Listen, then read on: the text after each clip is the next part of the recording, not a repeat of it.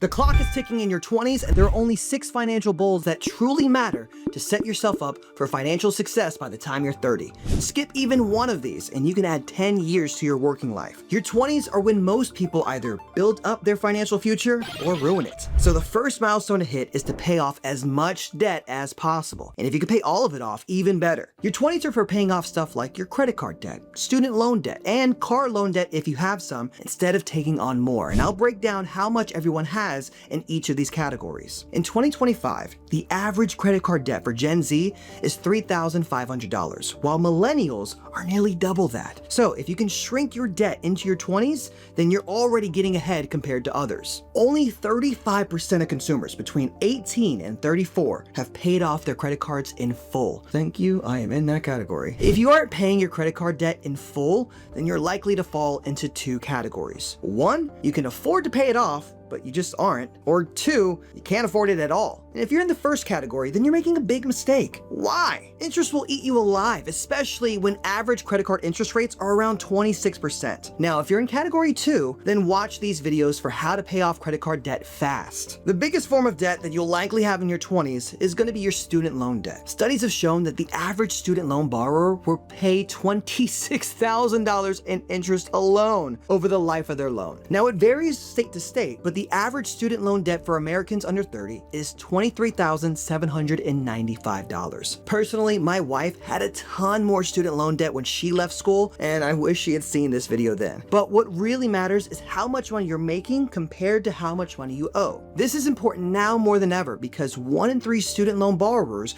are over 90 days past due, and this is at an all-time high record. But it's important that you have a realistic plan at this. Some experts suggest that your monthly payment should be at least 8 to 10% of your annual salary. So if you're coming in out of school and making $30,000 a year, then your payments should be around $300, while $60,000 a year earners would pay more like $600. If 10% doesn't feel manageable, then you're probably paying either too much on other things like your car or where you live. Which brings me to my next 2 big forms of debt that you have to pay off. In your 20s, you don't need a fancy car, okay? I've had friends tell me horror stories about buying new cars in their 20s because here's the thing, guys. The value only goes down, and I mean immensely, the moment you drive it off the lot. It's a liability, not an asset. Since you need to focus on paying off debt, every dollar that goes into that car is keeping you only in more debt. So unless you're very comfortable financially, chances are that you're looking at used cars here, okay? Now, experts recommend keeping your car payment under 10% of your monthly take-home pay and avoiding loans that are longer than 5 years. So take 10% of your salary and then multiply it by 60 monthly payments, and that should be close to what you're looking at for your total car cost. I personally had a Honda Civic from 2012 that I had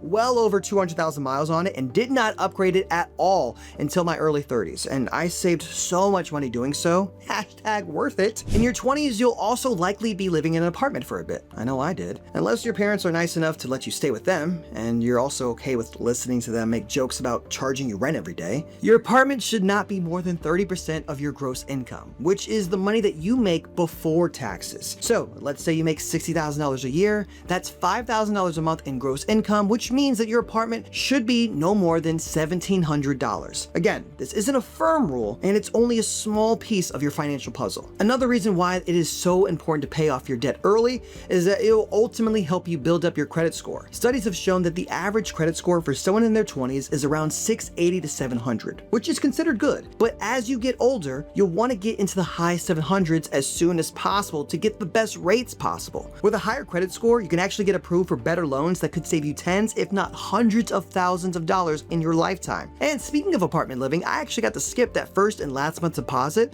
that most apartments make you have as like a down payment because I had such a high credit score. True story, guys. It saved me thousands upon impact. There are also tons of videos on this channel on building credit, so definitely watch them after this one. Now, a key factor in your credit score is actually making payments on time, people, okay? Just missing one of these payments for either your loan or your credit card could hurt your credit score for over 7 years. Now, of course, we can't pay off any of these forms of debt without income, right? Which brings me to financial milestone number 2. finding your career. And no, I don't mean just finding a job. In your 20s, finding a career field that challenges you, that you can also grow in, and that you actually enjoy will help you make even more money. Trust me, guys, I have so many friends in their 30s who are absolutely miserable going to work, which just sucks the soul right out of them. I mean, on their commute, they are dreading going into the office each day, which doesn't make them any more motivated to earn any more money, which of course is a vicious cycle because they're not tackling that debt that would then help them improve their credit score. Now, the more experienced you are in your career, the higher your earnings potential. Work is always going to feel like work at some point. So it's important to build experience in something that you actually don't hate and maybe enjoy for once. When you're in your early 20s, you may not know what you want, but this is actually the best time to test out different industries. When you're fresh out of school and you're trying to build your skill set, you're not going to be too picky when finding a job. And the job market is incredibly competitive thanks to AI and remote work, which means that you aren't just competing locally for jobs, but you're actually competing for one role with many people from around the country or around the globe here. But regardless of the job market, you should choose your career sooner to increase your earnings potential. Job hopping is okay as long as you're happier and ideally making more money each year. So in that case, by all means, hop along. But remember, your 20s aren't the time to settle, but a time to experiment and find a career that you'll find fulfillment in. If you think that you want to go into marketing but end up hating it, try something else. But do not job hop just because it's challenging and because you want to switch careers so that you're essentially just starting from scratch every time. I don't wish that challenge on anybody, and I wish that I had learned this sooner because I career hopped so much. But once I found my niche, I stuck to it, and more experience beget more income, baby. So not only could you go from making 60, 70, or even 80K and then starting all over again, but if you're on the verge of getting a six-figure job in your current industry, it could be 5 to 10 years before you get another one. So while job hopping is fine, career hopping is a whole nother beast. And now, once you start making money, you need to work on milestones 3 and 4, which are building a budget and a savings. Look, I am not going to sugarcoat it here, okay? It is pretty tough out there right now. Only 46% of US adults have enough emergency savings to cover the next 3 months of their expenses, according to Bankrate's 2025 Emergency Savings Report. And only 31% of Gen Zers say that they even have enough savings to cover an unexpected $1,000 expense, compared to 43% of millennials. For people under 35, the latest research shows that the median amount of money in savings and checking accounts is $5,400. Not only are things even more expensive, but it feels so incredibly hard to save money because of how easy it is to spend it. And if this doesn't scare you into finally budgeting and saving money, I don't know what will. Now, either you make more money or you save more money, and in your 20s, you should be doing both. I really started saving more money when I deleted DoorDash, Amazon, and TikTok because y'all be spending money so easy nowadays. I mean, I'm in my 30s right now, okay?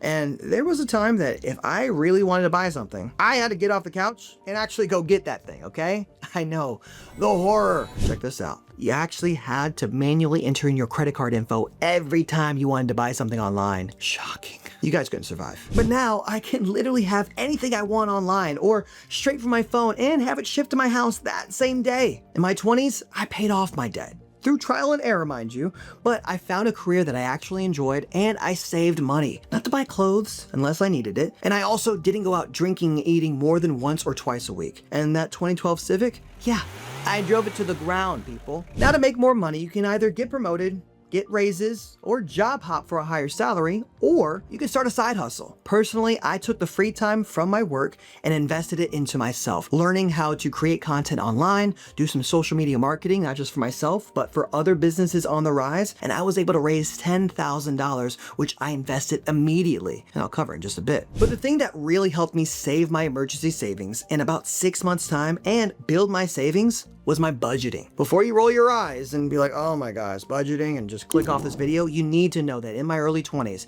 I had no idea how much I was actually making and spending. I never looked at my credit card bill, and I just paid the minimum and hoped for the best. But another big mistake that I made was not accounting for the taxes that I was going to pay, which made me think that I was making a lot more money than I was actually spending. Now, this isn't financial advice, but the two most common ways that financially savvy 20-year-olds are using their money money are either to build an emergency fund or invest it into their retirement account. We'll talk about investing in just a second, but now obviously, we all want to save money, right? But exactly how much money do we need in our savings before we can start feeling comfortable? Is it $5,000? $10,000 or more? Well, the general rule of thumb here is that you should have about 3 to 6 months worth of expenses in your savings and checking accounts to cover any emergencies that you might have. Let's say you lose your job, have a medical emergency. This way you're covered while you search for another one or at least build back up anew. And the only way that you'll know this number is by budgeting, knowing how much you have to spend and how much money you have left over each month. If you have less than $5,000 in your bank account, then you should definitely watch our video right here on the next steps that you should take. Anyways, once you get your emergency fund settled, some people actually prefer it to be light on cash in their savings and checking accounts because they would rather invest it. Which brings me to my 5th financial milestone, which is investing for retirement. And I get it, okay? You're not even thinking about getting old and retiring, right? It's not fun to think about. And it's like 30 to 40 years from now, right? Well, for Americans under 35, the average amount saved in their retirement account is just under $50,000, while the median is just under $20,000. But believe it or not, right now is the time when retirement investing is so important because it's going to have the biggest impact because of 2 words: compound interest. So that's why I try to start investing even if it was really small amounts at times. Don't believe me? Let's compare 2 scenarios here where you start investing when you're 20 versus when you start investing at 30. In the first scenario, let's say they started investing $100 every month at 20 until they hit the age of retirement at 65. At retirement, this person would have $463,000. But if that same person waited to start investing at the age of 30, they would only have around $200,000. That means that in the first scenario, they would have made an extra $250,000 just by investing 10 years earlier, and it only cost them $12,000 more.